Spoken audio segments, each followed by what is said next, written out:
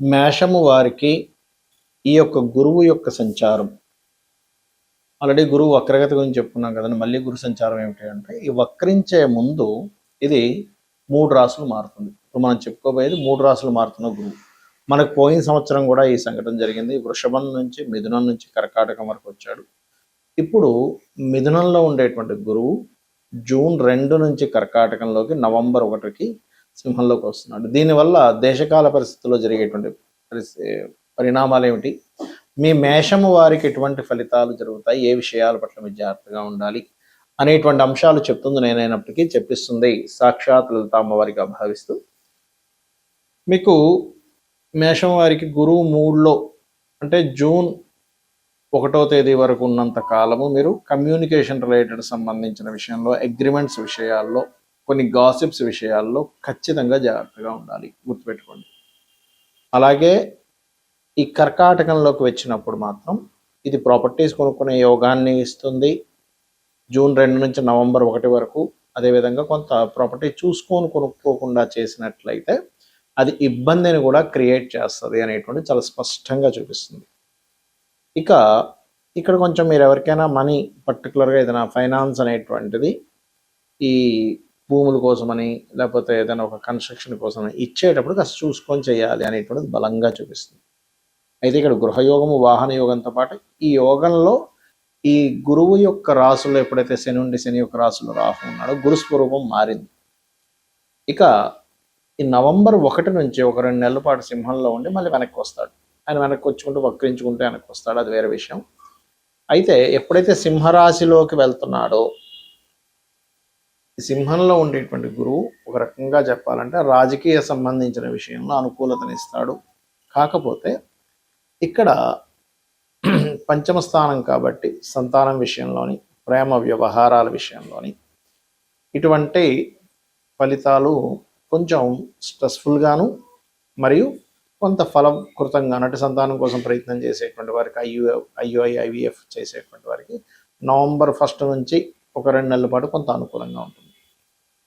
ఇక మీకు ఈ జూపిటర్ గురువు ఎప్పుడైతే ఈ సింహరాశిలో ఉన్నప్పుడు సంతానం ఒకటే కాదు, ఎవరైనా ఇష్టపడడం లేకపోతే ఎవరితోనైనా పరిచయాలు ఏర్పడినప్పుడు కూడా పంచమ స్థానం అనేటువంటి ప్రేమ స్థానము, అట్రాక్షన్ స్థానం కాబట్టి ఈ యొక్క విషయంలో కాస్త జాగ్రత్తగా ఉండాలి, మీరు గుర్తుపెట్టుకోండి. ఇక మీరు నిత్యము చేయవలసినటువంటిది, ముఖ్యంగా ఈ శని రాహుల ఎనర్జీతో గురువు అక్కడ ఉన్నాడు కాబట్టి నవగ్రహాలలో శని, రాహువు, కేతువు ఈ 3 గ్రహాల దగ్గర దీపారాధన చేయండి. సూర్య నమస్కారాలు చేసుకోండి. గణపతి యొక్క ఆరాధన చేయండి. ఎక్కడా మీరు మీ లైఫ్లో ఎక్కడ రాంగ్ స్టెప్ పడకుండా ఉంటుంది. అయితే ఈ గురువు యొక్క స్వరూపం మారిందని మనం చెప్పుకుంటూ ఉన్నాం. లాస్ట్ ఇయర్ కూడా గురువు 3 రాసులు మారాడు. వృషభము, మిథునము, అదేవిధంగా కర్కాటకంలోకి మారాడు. ఈసారి మిథునము, కర్కాటకము, సింహం అంటే ఏం లేదు, మరి కర్కాటకంలోకి వచ్చాడు కదండి, మళ్ళీ వెనక్కి వెళ్ళాడు. అలాగే ఈసారి కూడా ఏంటంటే మిథునము, కర్కాటకము, సింహంలోకి వచ్చినటువంటి గురువు మళ్ళీ వెనక్కి వెళ్ళి మళ్ళీ కర్కాటకంలో సెటిల్ అవుతాడు. కాకపోతే ఎప్పుడైనా గుర్తుపెట్టుకోండి, 3 రాసులు మారిన గురువు విపత్తుల్ని క్రియేట్ చేస్తాడు ఎక్కువగా. అంటే అది ప్రశాంతంగా ఉండనివ్వడు.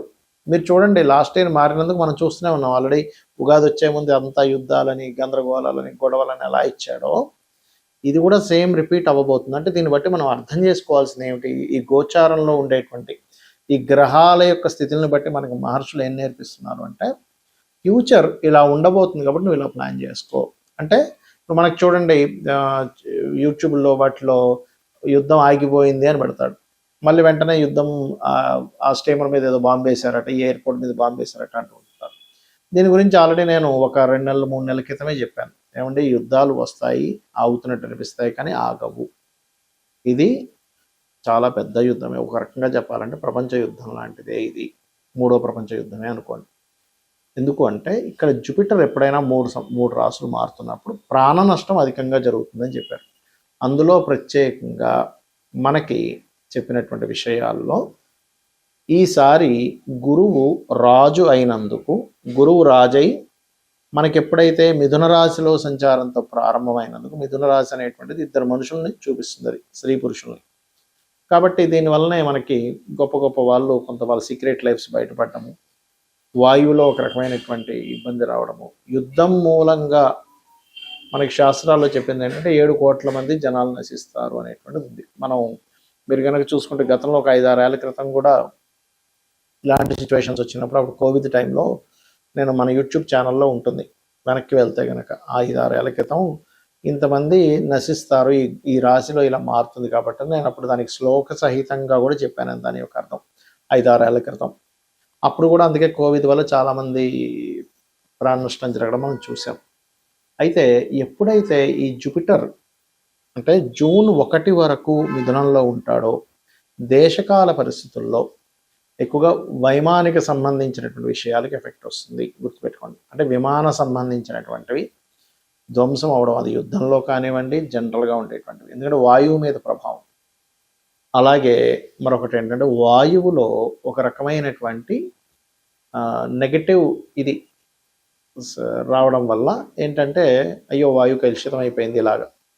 మూడవది లేనిపోనివి క్రియేట్ అవ్వడం, అసలు లేని ప్రచారం అవ్వడం, అసలు ఏది నిజమో ఏది అబద్ధమో అర్థం కాని పరిస్థితి.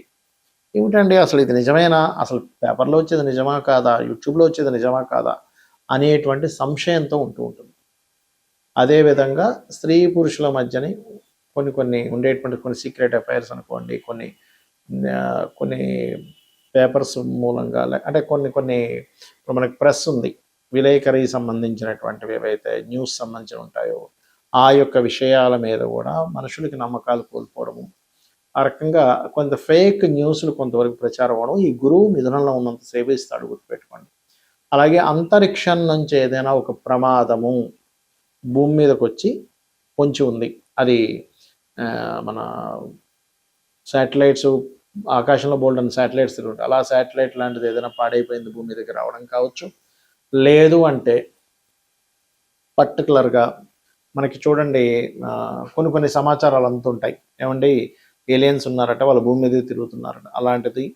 అంటే ముఖ్యంగా ఏంటంటే భూమి మీదకి ఏదైనా అంతరిక్షం నుంచి వచ్చి భూమి మీద పడడం అనేటువంటిది జరగనుంది, దానివల్ల కూడా కొంత నష్టం ఉంది, గుర్తుపెట్టుకోండి. ఇది కర్కాటక రాశిలో మనం మిథున రాశిలో ఉన్నంతకాలం, అంటే కర్కాటకానికి ముందు మిథున రాశిలో గురువు ఉన్నంతకాలం ఈ యొక్క ప్రభావం చూపిస్తూ ఉంటుంది. ఇక ఇక్కడి నుంచి కర్కాటకంలోకి జూన్ 2 నుంచి అక్టోబర్ 31వ తేదీ వరకు అక్కడ ఉంటాడు, 30వ తేదీ వరకు ఆల్మోస్ట్. ఇక దాని తర్వాత నవంబర్ 1వ తేదీ నుంచి సింహంలోకి వెళ్ళిపోతాడు. కాబట్టి ఈ కాంబినేషన్ ఏదైతే ఉందో అక్టోబర్ ఎండ్ వరకు, జూన్ 2 నుంచి అక్టోబర్ ఎండ్ వరకు ఉండేటువంటి ఈ కర్కాటక రాశిలో గురువు ఉన్నందుకు ఈ సమయంలో మీరు చూడండి ఎక్కువగా జల సంబంధంగా, ఆల్రెడీ గురువు మీకు మిథునంలో 12-15 డిగ్రీలు ఎప్పుడైతే మారిపోయాడో జల సంబంధించిన వాటి మీద పెరిగిపోయింది, ఇంకా పెరుగుతుంది. అయితే ఆ సమయంలో యాక్సిడెంట్స్ విపరీతంగా అవుతాయి. అందుకని మనం వాహనం వెళ్ళేటప్పుడు కాస్త అప్రమత్తంగా ఉండండి. ఇంటి నుంచి మనం బయలుదేరేటప్పుడు 1-4 సార్లు మనం ఎక్కడికి వెళ్తున్నాము, సరైన వాహనమా కాదా, సరైన సమయంలో బయలుదేరుతున్నాము, లేదా దుర్ముహూర్తాల్లోని వీటిలో బయలుదేరుతూ ఉంటాం, దుర్ముహూర్తము, గండము, ఈ సమయాల్లో అటువంటి సమయాల్లో బయలుదేరకండి, ఎందుకంటే అది లింక్ ఉంటుంది అక్కడ. అలాగే మీ ఇష్టదైవాన్ని తలుచుకొని బయలుదేరండి, గుర్తుపెట్టుకోండి ఇది. ఎందుకంటే కర్కాటక రాశిలో గురు సంచారం జరిగేటప్పుడు వాహన ప్రమాదాలు అసలు మనం ఊహించలేం, అన్ని ఎక్కువ జరుగుతుంటాయి. కాబట్టి ఇంటి నుంచి మీరు మనస్ఫూర్తిగా మీ ఇష్టదైవాన్ని తలుచుకొని బయలుదేరినట్లయితే మీరు హ్యాపీగా ఉంటారు, మీకు ఎటువంటి ఇబ్బంది కలగకుండా ఉంటుంది. ఇది చెప్పడం కోసం ఆ విషయం చెప్పాల్సి వస్తుంది. ఇక మూడో విషయం ఏంటంటే ఈ జలము కలుషితం అవ్వడం, జలం మూలంగా గొడవలు రావడం, కర్కాటక రాశిలోకి గురువు వచ్చినందుకు జలం మూలంగానే కొన్ని దేశాల మధ్యన ఇబ్బంది రావడం, కొంత ఫుడ్కి ఇబ్బంది రావడం, ఫుడ్లో కొంత కలుషితాలు ఏర్పడడం, ఇట్లాంటివన్నీ కూడా ఇస్తుంది అక్కడ. ఇక ఇదే సింహరాశి నుంచి మన కర్కాటక రాశి నుంచి ఎప్పుడైతే సింహంలోకి నవంబర్ నుంచి ఎంటర్ అవుతాడో అక్కడ కలిగేటువంటిది ముఖ్యంగా నాయకుల మీద ఎఫెక్ట్ చూపిస్తుంది. అది పొలిటికల్ రిలేటెడ్, సీఎంలు అనుకోండి, పిఎంలు అనుకోండి, ప్రెసిడెంట్లు అనుకోండి, ప్రపంచవ్యాప్తంగా ఉండేటువంటి పెద్ద పెద్ద వాళ్ళు ఎవరైతే ఉంటారో, పొలిటికల్ రంగాల్లో ఉండేటువంటి వారు ఎవరైతే ఉంటారో వాళ్ళ మీద పూర్తిగా నవంబర్, డిసెంబర్, జనవరి మాసాలు ఎక్కువ ప్రభావం చూపించనుంది, గుర్తుపెట్టుకోండి. మరి ఈ ప్రభావాలు సామాన్య ప్రజలకు దేని మీద చూపిస్తుంది అంటే ఆరోగ్య సంబంధించిన దాని మీదకి వస్తున్నాడు జూపిటర్, ఎందుకంటే ఆరోగ్యానికి కారకుడు రవి కదా. అందుకని ఆ సమయంలో వీలైనంత మట్టుకు హోమ్ రెమెడీస్ కొన్ని ఉంటాయి మనం ఇంట్లో పాటించేవి. కొంచెం కొంత కషాయం లాంటిది ఏదైనా తీసుకోవడము, ఎటువంటి హెల్త్ ఇష్యూస్ రాకుండా ఉండడం కోసం మనం కోవిడ్ టైంలో కొన్ని కొన్ని పాటించాం. ఇంట్లో ఉండి చక్కగా పాటించడం వల్ల హ్యాపీగా ఉన్నారు. కాబట్టి అలాగా కొంతమంది డాక్టర్ల సూచనల చేత, అదేవిధంగా ఆయుర్వేదంలో కావచ్చు, హోమియోపతిలో కావచ్చు, అలోపతిలో కావచ్చు, వాళ్ళు కొంతమంది వెల్ ఎడ్యుకేటెడ్ పీపుల్ ఉంటారు. వాళ్ళు ఇచ్చినటువంటివి ఏవైతే టిప్స్ ఉంటాయో, అలాగే మన పెద్దవాళ్ళు కూడా చెప్పినటువంటివి కొన్ని ఉంటాయి. ఇటువంటి విషయాల్లో కొంత జాగ్రత్తగా ఉండాలి. అయితే ఇక్కడ ఈ 2-3 నెలల పాటు, అంటే నవంబర్ నుంచి డిసెంబర్, జనవరి, ఈ టైంలో పర్టికులర్గా ఇది సంతానం మీదనే ఎఫెక్ట్ చూపిస్తూ ఉంటుంది. అయితే ఇక్కడ ఏంటంటే ఎవరైనా ఐవీఎఫ్లు, ఐయుఐలు చేయించుకునే వారు కాస్త జాగ్రత్తగా ఉండాలి. అదేవిధంగా మరొక విషయం ఏంటంటే, ఇక్కడ మీరు గమనించినట్లయితే మీరు వాతావరణంలో మీరు గమనించండి. యాక్చువల్గా నవంబర్ మాసానికి మనకేంటి చలి బాగా ఉండాలి. కానీ ఆ టైంకి ఏమవుతుంటుందంటే చలితో పాటు తెలియని ఎండలు కూడా వస్తాయి ఆ టైంలో. ఇదేమిటండి ఎంత ఈ చలికాలం ఇంత ఎండ ఉందేంటి అనిపిస్తూ ఉంటుంది. కాబట్టి నేను చెప్పినటువంటి పరిహారాలు ప్రధానంగా చండీ వినడం, చండీ పారాయణం చేయడం, లలితా సహస్రనామాలు వినడం, మీ ఇష్టదైవాన్ని స్మరించుకోవడం చేయండి. అన్ని విధాలా బాగుంటుంది. శ్రీమాత్రే నమః.